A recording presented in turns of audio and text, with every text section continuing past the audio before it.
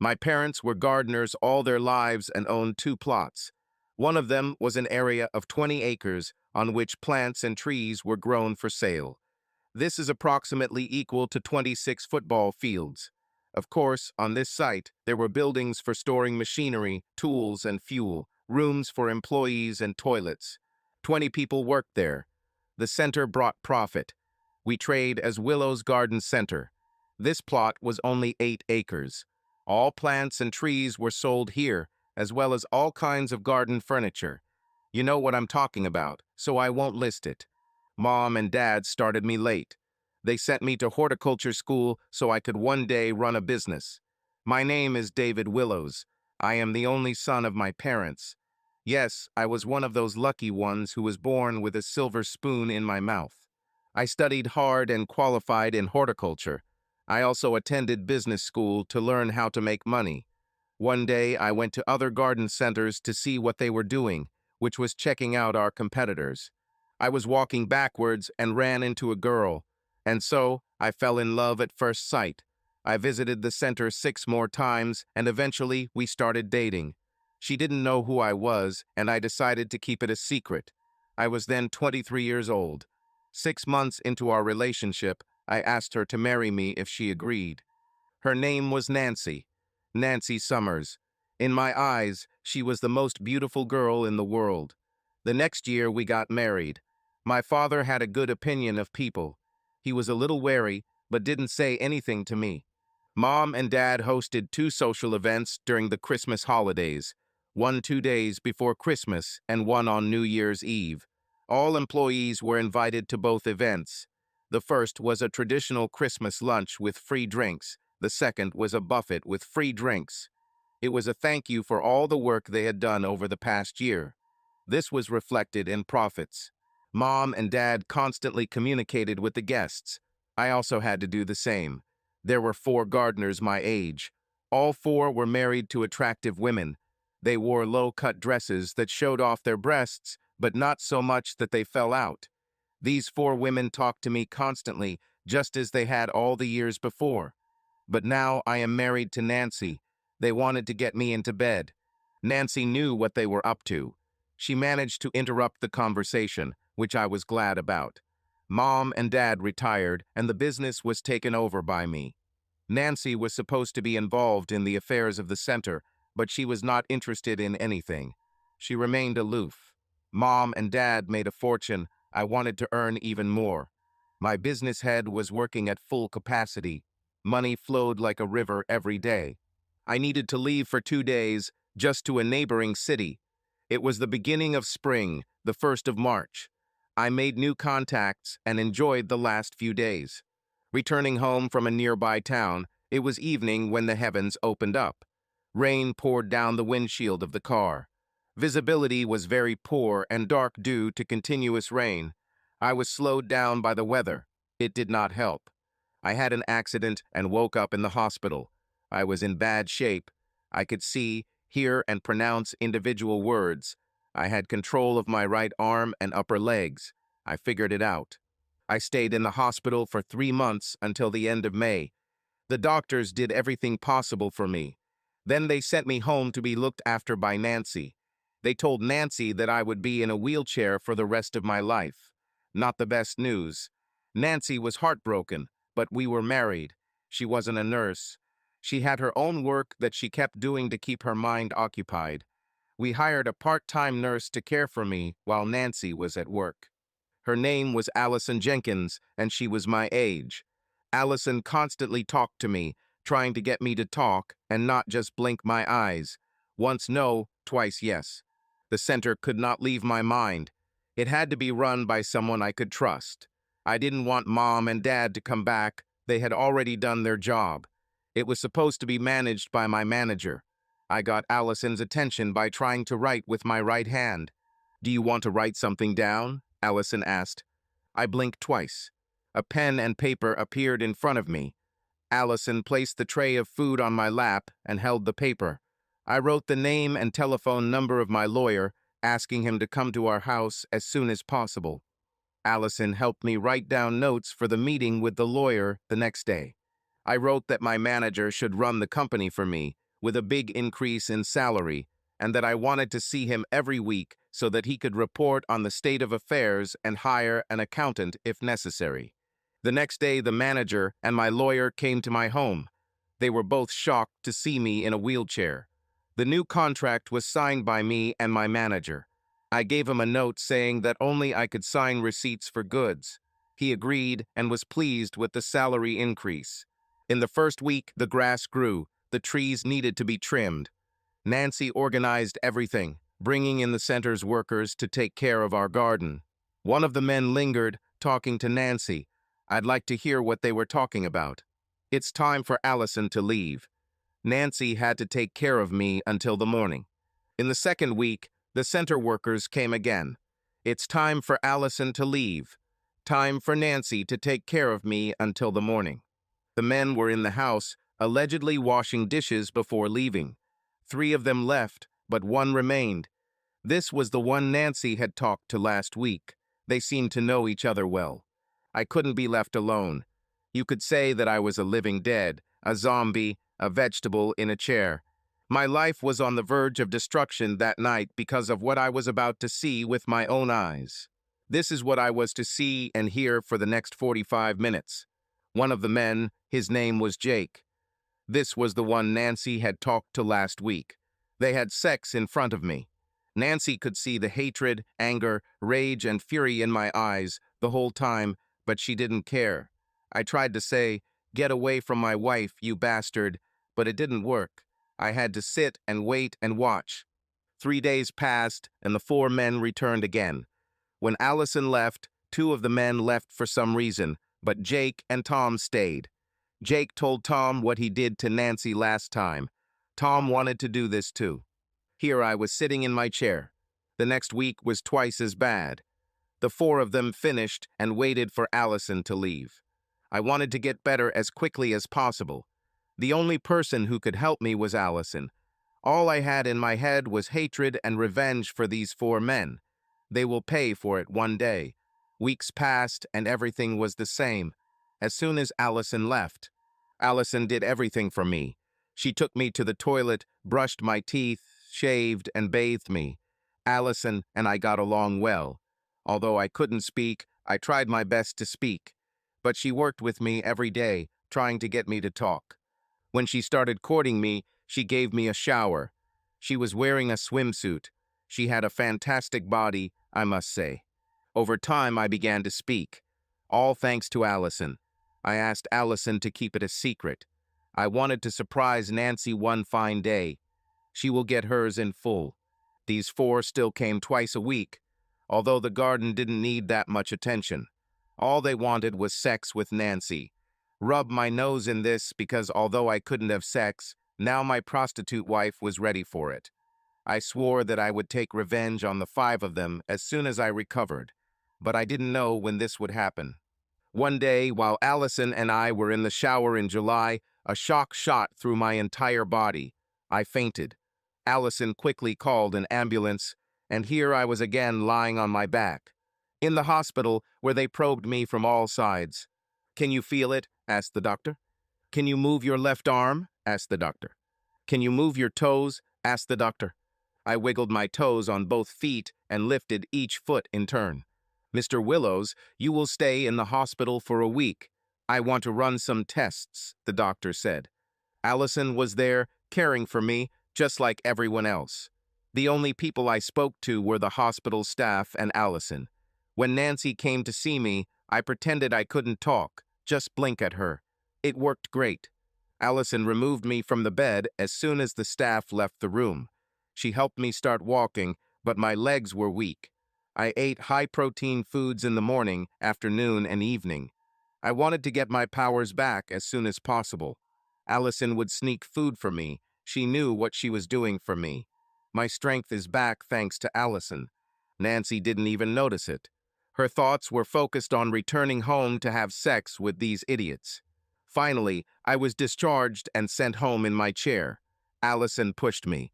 Nancy had no idea that I could move because I asked the doctors not to tell her about my recovery. Nancy went to work, leaving Allison and I alone every day. I asked Allison to buy me a small video camera.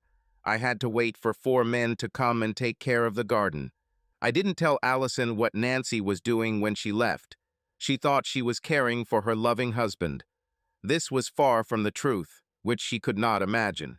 I didn't have to wait long when 4 gardeners appeared. They arrived 2 days later. I filmed the entire scene. Now I know the names of all 4: Jake, Tom, Tony, and Jim. I sat silently, pretending that I was still in a coma. They returned 2 days later. I filmed it again. How wrong she was. Allison did a great job for me, both physically and mentally. Finally, my strength returned. It was time to act. I had 6 options for Nancy: throw her out onto the street, leave her and live with Allison, get a divorce so she doesn't get any money, make her have sex with more men, send her on a plane without money. It's time to tell Allison what Nancy did when she left. We already had one secret. The next one will be even better. What can I do to help? But it might cost a little, Allison said. I asked Allison, what do you mean? Open a coffee shop for me. That's all I ask as a thank you, Allison said. Agreed, I replied. Allison turned out to be the best thing that happened in my life. Besides being the best nurse anyone could ask for, she was a great organizer and detective. I asked Allison to find out where the wives of Jake, Tom, Tony, and Jim worked, and to see if they were going to school for the week. By late September-October, Allison had some answers. I had 3 months to carry out my evil plans before the Christmas party, which was to take place in 12 weeks. It was time to take the first step. I returned to work downtown and Allison was next to me, pushing my chair. This was my cover from everyone. My manager was surprised at how good I looked, but Nancy was blind to my health. The manager and I got down to business. While I was away, he checked the sales of trees and plants over the past year. He noted that there was something wrong with expensive trees and plants, so he checked previous years. There have been significant stock shortages over the past 4 years. He checked it. We looked at purchases and sales. There was a significant difference. We were losing money. I told him that Mom and Dad allowed a certain percentage of losses each year, and that we sold the trees and plants that wouldn't survive at a 10% discount off the full price. The only place the trees were was on the 20-acre site before they were moved downtown. I felt a rat. It was not a 4-legged rat, but a 2-legged one. I told my manager to install a recording system on a 20-acre property in the locker rooms and restrooms. He asked why this was necessary, and I replied that I had my suspicions. He organized this, and the system was installed overnight. It cost money, but I hoped it would be worth it. The recording discs were changed every night. We didn't have to wait long. Jake, Tom, Tony, and Jim were having lunch. Tom was the main speaker at that moment. You know, Jake, it was a great idea to sell those expensive trees at the local market to your friend at half price. How long have we been doing this? 4 years, right? Said Tom. Jake, Tony, and Jim supported him. Yes, Jake, that was a great idea. I wouldn't have been able to buy all these expensive things if it weren't for you, Jake, they said. Yes, let this last for many more years. And don't forget, guys, we're going to Nancy's again tonight. Yes, these 4 came to my house again. Now I didn't care about Nancy, I wanted revenge. The man handed the recordings over to the manager. He gave them to me. After listening to the recordings, I realized that I had a trump card against them for theft. I put the notes in a safe for future use. It took Allison another 2 weeks to find out where the wives of these 4 were going to school. All for different weeks, with a difference of 1 or 2 weeks. Jake's wife went first. Allison knew the name of the hotel and the room number. Allison drove me home. I remained in the chair. The 4 bastards have come again. After they left, I wrote Nancy a note. It said that I was going on a business trip for a week in 2 weeks. Allison had to come with me because she is my nurse. Nancy nodded and agreed. She was going to cheat with 4 men for a week. I did not care. 2 weeks passed. Allison drove me to the airport, still pretending I was in a chair. Allison went on a well-deserved week's vacation at my expense. We left a chair at the airport for our return. I ended up at the same hotel where Jake's wife, Amy, was staying. We had rooms on the same floor as hers, and I installed cameras in both rooms just in case. I waited for her to go to dinner. I followed her a few steps behind. "Hey, Amy, what are you doing here?" I said with surprise in my voice. "Hey, David, I'm on a work course for the week. What are you doing here?" She replied with a sexy look. "I'm here on business for the week, too. I'm going to dinner. Are you having dinner with your friends?" I asked with a smile. "No, I was going to dinner alone," Amy replied. "Well, you can join me if you want," I offered. Amy's eyes lit up, and so did mine. We had dinner and drank 2 bottles of wine. We went up to our rooms. When we reached the door, Amy invited me to come in for a glass of something strong. This was my chance. It was about 10. I hugged her as soon as I locked the door. I got what I wanted. My name was written down. The sex was filmed. She said she wants my body every week when we get home. I told her she would get it every week.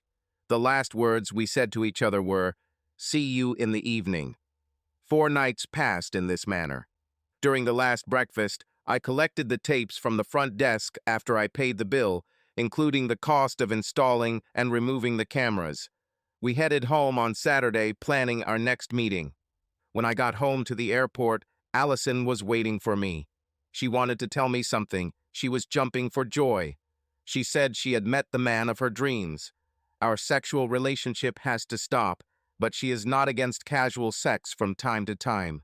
She then asked me if our deal with the coffee shop was still valid.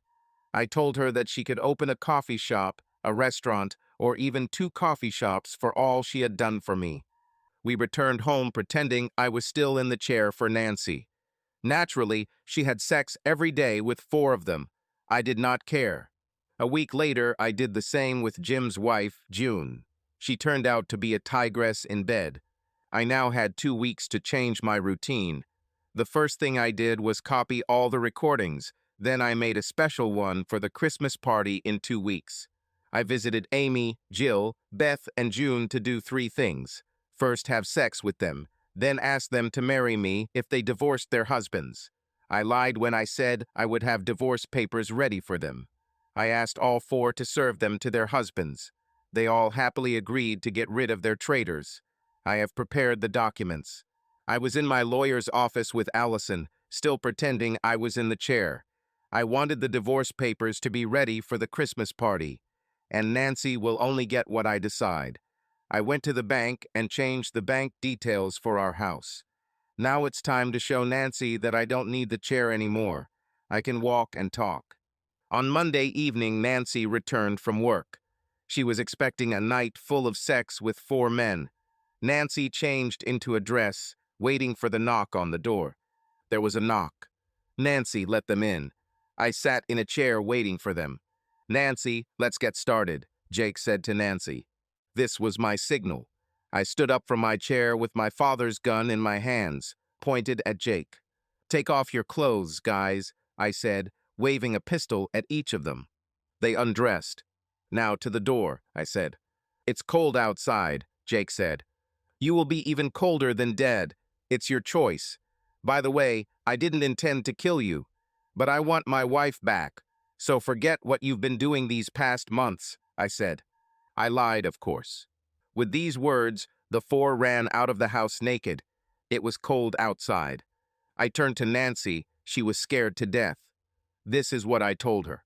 "So, you had a lot of fun with those 4 bastards. You laughed at me. I have plans for us, but they will wait until next year. Then we will sort out our marriage." That calmed Nancy a little. She thought that everything would work out. She tried for the rest of the week to persuade me to have sex with her. She didn't stand a chance. I told her I wasn't ready to have sex with her. My doctor advised me to abstain for another month. I invited Allison and her boyfriend to the Christmas party so they could watch Nancy while I gave my presentation. Nancy and I got dressed for the party. I took special notes with me. We walked into the hotel as if we were a happy couple.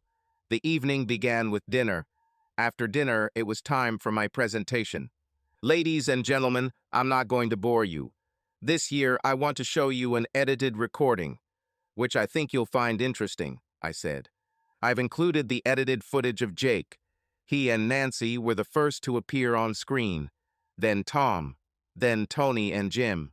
Nancy tried to get up and run out of the room, but to do this, two healthy men were sitting next to her. They held her down, forcing her to watch the recording. Jake, Tom, Tony, and Jim also wanted to run away. Wait, guys, sit down. I have another tape for you. This is an edited tape of Amy, Jill, Beth, and June, and me. Here I am, having sex with each of them. Amy, Jill, Beth, and June screamed in shock. Then four men came forward with divorce papers in their hands. Jake, Tom, Tony, and Jim received their copies in front of everyone. Nancy also received her divorce papers.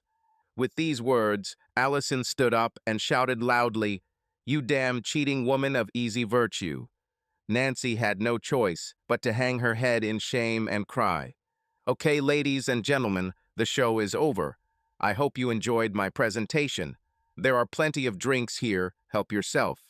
Have a good rest. I'll see you at the New Year's party, I said.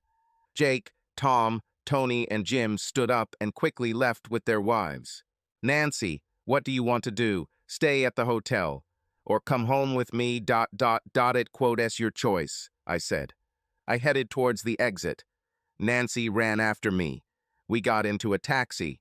She cried all the way home and repeated, I'm sorry, I'm sorry, I'm sorry. I wasn't in the mood to talk to Nancy, so I went to bed and locked the door. The next day, the situation was even colder than outside. I went to work and finished the final preparations for my plan. I called the real estate agent and asked him to appraise the house. They said they could do it today since it was the last working day before Christmas.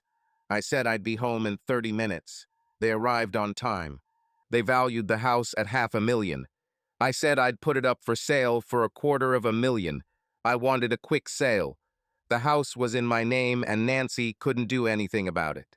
On Christmas Day, I went to see my aging parents for lunch. I asked Nancy if she wanted to come with me.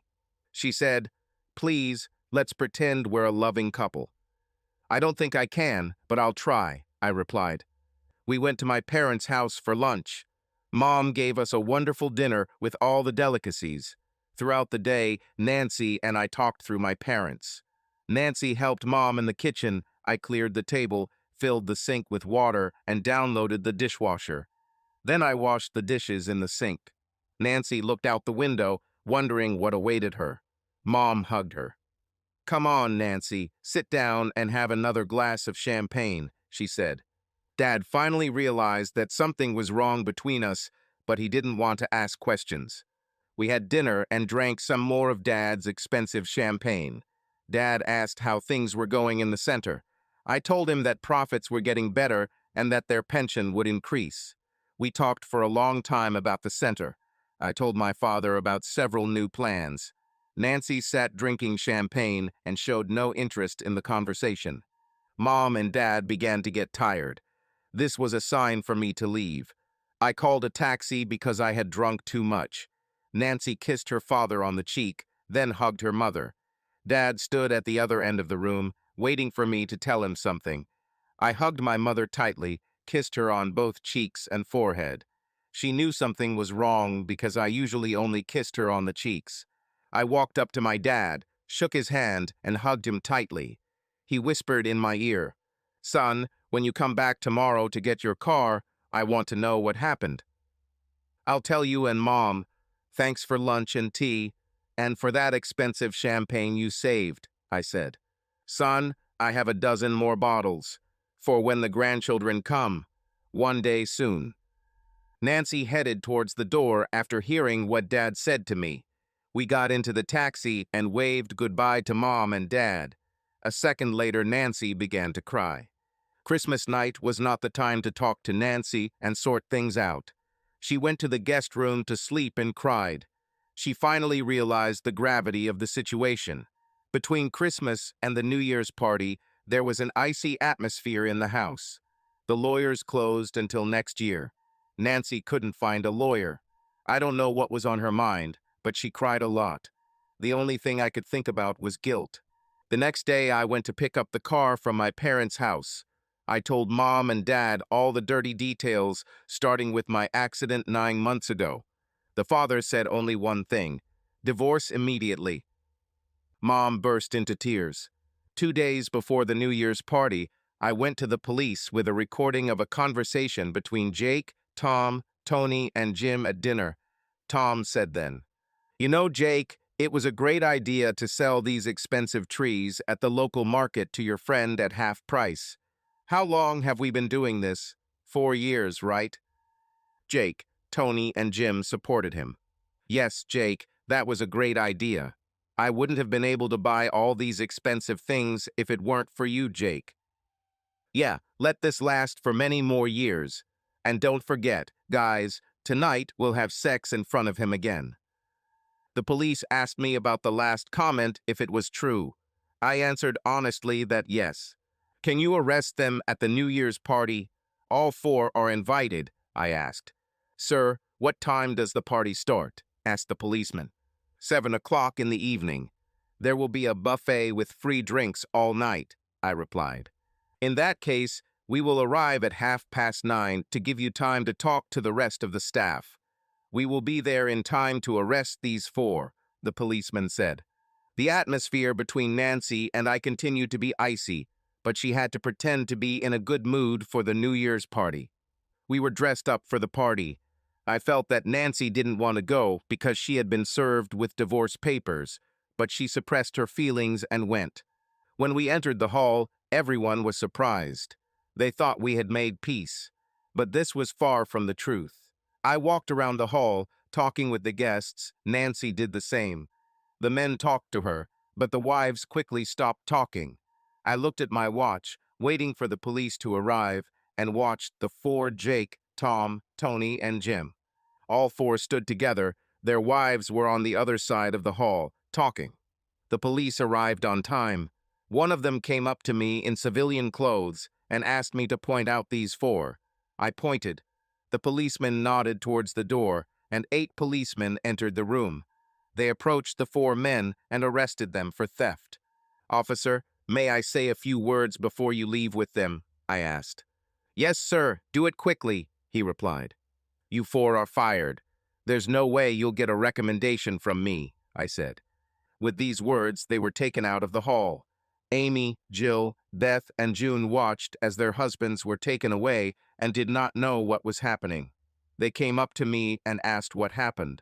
I told them that their husbands had been accused of stealing trees and plants for 4 years. I'm going to take them to court. They will be in the police station until next year when the trial takes place. I want them to get prison sentences and reimburse me for the stolen goods at full price, taking into account the annual price increases. Nancy came up to me and asked what was going on, and I told her.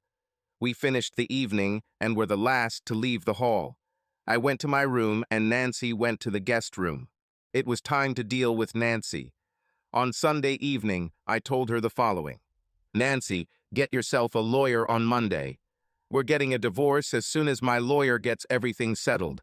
I talked to a real estate agent to get the house appraised. It's going on the market next week. It's worth $500,000. I told them to put it on the market. It's for $250,000. I want a quick sale. The house is in my name, Nancy. You'll have to find a new place to live. When the house sells, whatever's left will go to the new owner, Nancy. You will receive exactly half of the sale of the house. Our cars are leased. I will cancel the contract on Monday. I will pay for the wear and tear and the remainder of the contract. I will go get our bags as soon as I receive confirmation of the sale of the house. We can live here until that day, and then I'll move right after you. David, can I earn your forgiveness? I don't want a divorce. I love you. I should have not believed the doctors all these months. I'm so sorry for everything I've done. Please, give me a second chance," she said. "Nancy, for 9 months you allowed 4 men to have sex with you. You could see the hatred, anger, rage, and anger in my eyes, but you didn't care. I had to sit and endure it, watching. All these months, like you, what do you think I feel? I now have a wife of easy virtue. And when you returned late from other meetings, I'm sure, with more than one man. And all this makes you a street woman. Find yourself a lawyer, we're getting a divorce. Nancy could not respond to my words.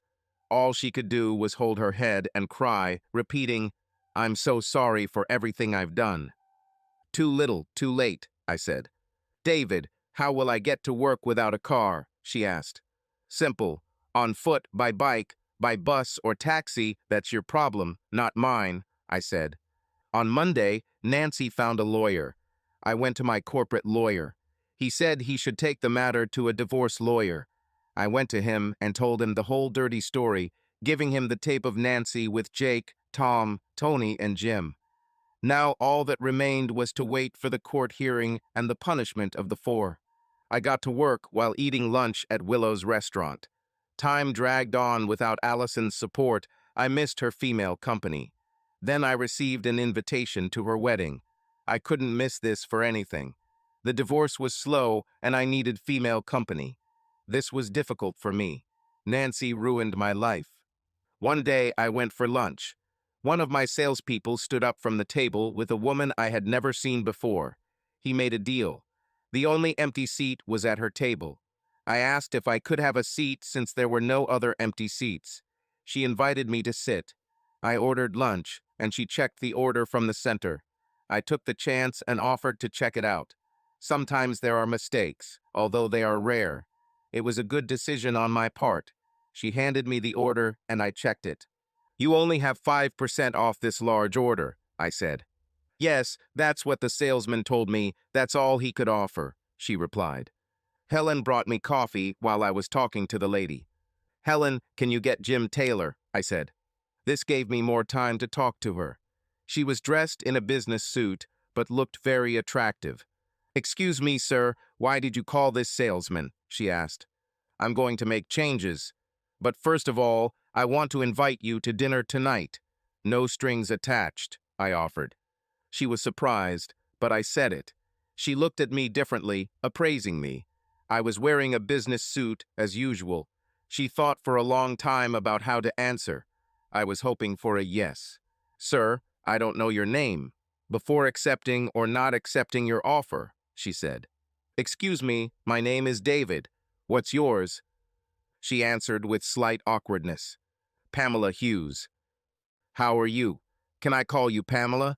Call me David, I said. The ice began to melt, and I had a chance to see Pamela alone. Jim Taylor is back.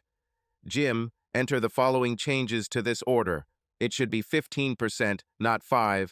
I'll check the bill after that. Jim took the order and left. My lunch was served. It was just a light salad. Excuse me, Pamela, would you like something stronger or another coffee while you wait? David, another coffee, please. Jim Taylor returned with a corrected order. Sorry about the mistake, Mr. Willows, Jim said. Thank you, Jim, for your promptness, I replied. The cat was out of the bag. Pamela now knew that I was the owner of Willows Garden Center. Pamela, I hope this doesn't change your mind about having dinner with me tonight, even though you found out that I own the center. No, not at all. I'd love to have dinner with you. Like you said, no strings attached. Do you live nearby, or are you staying at a hotel? I asked Pamela. I live 10 miles from here, on the other side of town, next to my garden store in Richmond. In that case, can I pick you up or send a taxi for you? I know a good restaurant in Richmond. I'd rather you pick me up. Oh God, what did I say? I mean, you would accompany me. Pamela, I know what you mean. Let's say 6:30. Please give me your address or I won't find you. Pamela gave me her address and phone number and then left. I looked after her, hoping that she would turn around. She turned around and smiled. What a smile it was. 6:30 couldn't come faster for me. I arrived in a taxi at 6:15, knocked on the door with a bouquet of flowers. Pamela already saw that the taxi had arrived. She opened the door. My mouth opened wide in surprise. She was so attractive and so charming. I wanted to hug her and kiss her, but it was too early for that. She took the flowers and put them on the table. Then we went to the restaurant. I enjoyed dining in the Richmond area. We stopped at the Royal Oak restaurant. When we entered, "Good evening, Mr. Willows. Is your usual table?" asked the head waiter. "No, please, in a quiet corner," I replied. He took our coats and walked us to our table. "Pamela, are you hungry? I want to offer you 3 delicious dishes.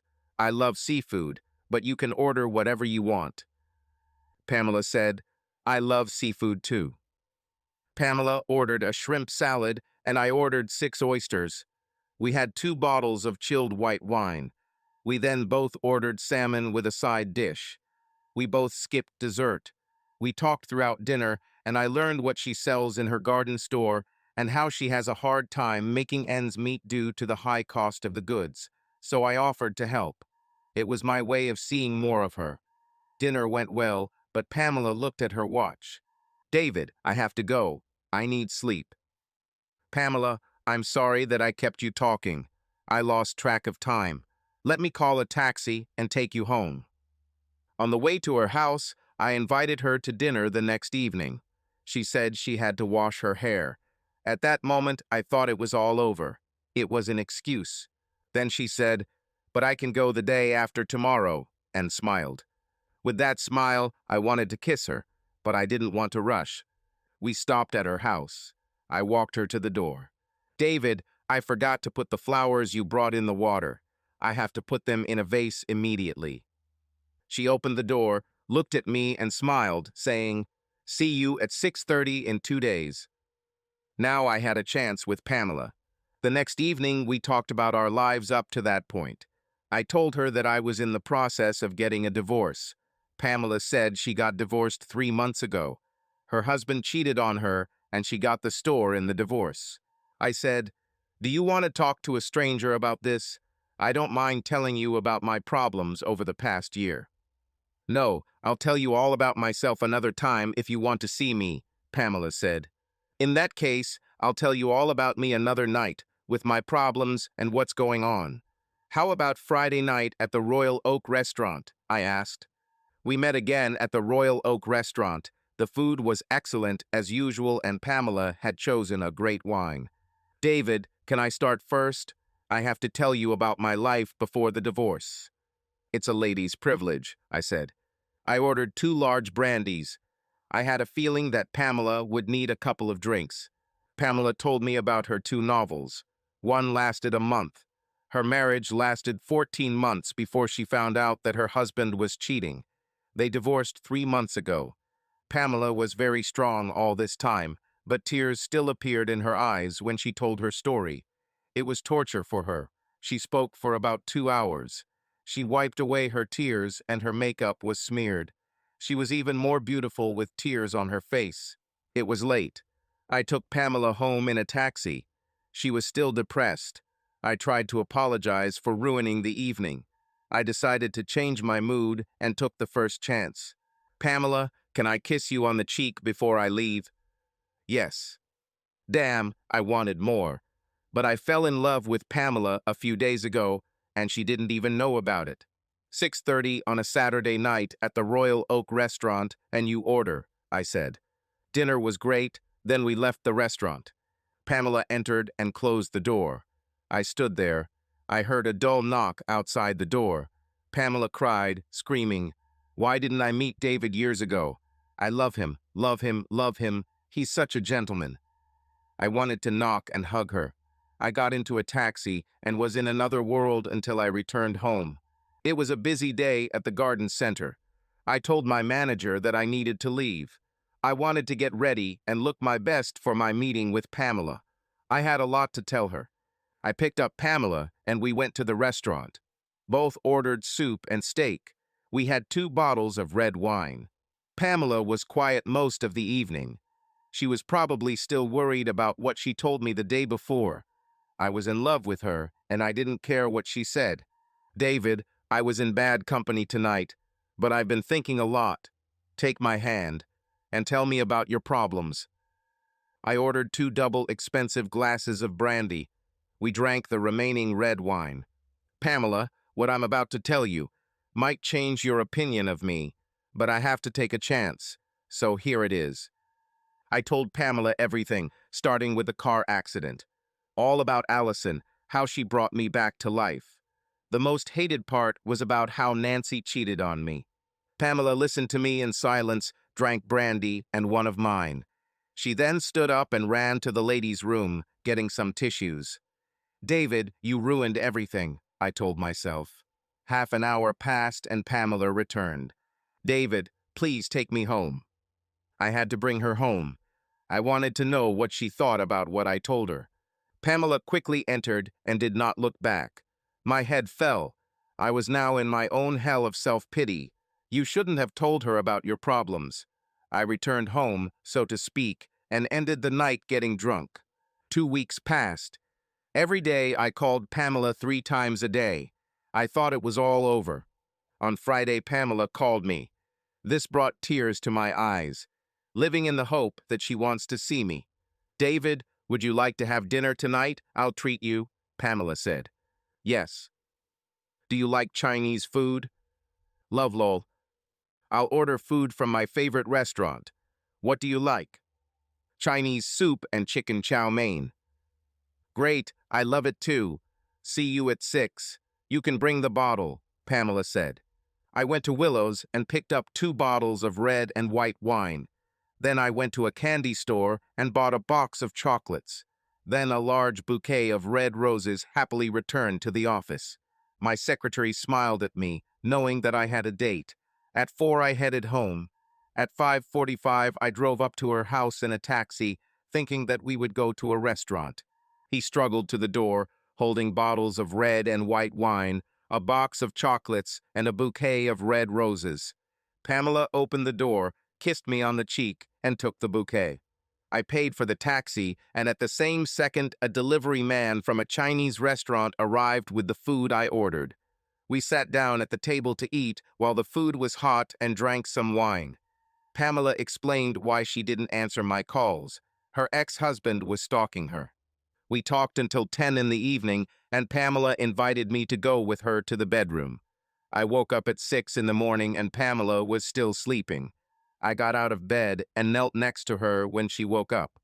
Pamela, this may not be the best position to propose, but will you marry me? I asked, crossing my fingers.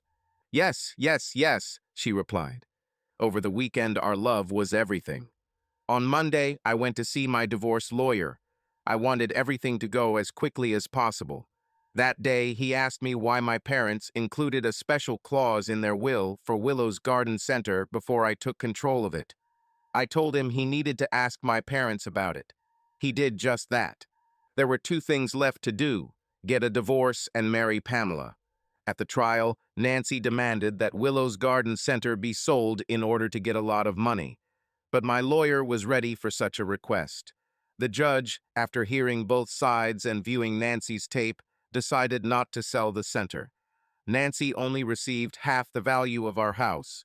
She was also ordered to pay court costs. The divorce was finalized, and I was finally free from this cheater. A week passed, and Pamela and I got married. My parents and Allison and her future husband were present at the ceremony. We made a promise to each other to always tell the truth, both good and bad, throughout our lives. My father told me, "Son, I still have a dozen bottles of that expensive champagne that I've been saving for when my grandchildren come. One day soon." Pamela looked at me and said, "It's like they read my mind. I want 2 children of both sexes." When I met Pamela's parents, our parents immediately hit it off and even went on vacation together. Pamela and I enjoyed a happy married life. Pamela sold her gardening store and became my right hand at the center. We attended Allison's wedding and thanked her for the coffee shop. She said she would have to charge me for the coffee to make a profit. Of course, it was a joke. Jake, Tom, Tony, and Jim were convicted.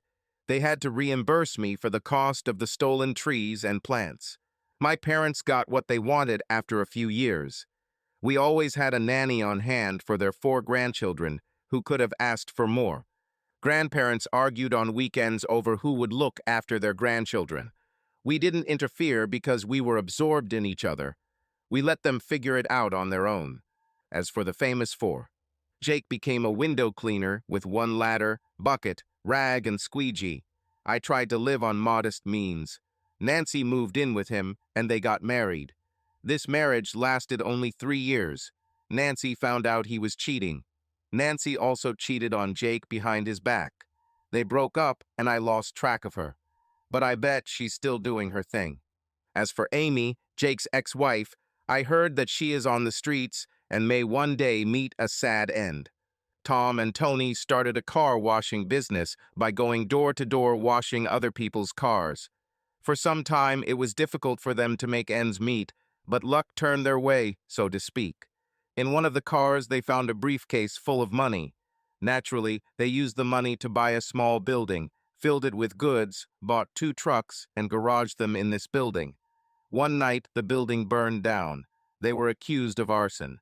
As for Jill and Beth, they returned to Tom and Tony, but did not remarry them. All 4 lived together, and the exchange of partners became the norm for them. Jill and Beth were caught cheating with other men behind Tom and Tony's back and were kicked out. I felt sorry for Jim. I thought about bringing him back to work, but Jake talked him out of it. As for Jim, he suffered a nervous breakdown and, unfortunately, will remain so for the rest of his life. But his ex-wife June returned to him because of his condition. Jim lived in his own world, but June remarried him. At the wedding, Jim could only utter the words, "I do." She turned out to be a real woman of easy virtue, gave birth to 2 children from another man, and registered them with Jim. What a lying cheater. I can say one thing. Thanks to my accident, I learned the truth about Nancy. She turned out to be a woman of easy virtue. But most importantly, I found a loving wife. Subscribe to our channel so that your love doesn't cheat on you, and go ahead and listen to the next story, because this story is nothing compared to the next one. If you're under 18, don't even think, click to the next one. Click to the next one. Click to the next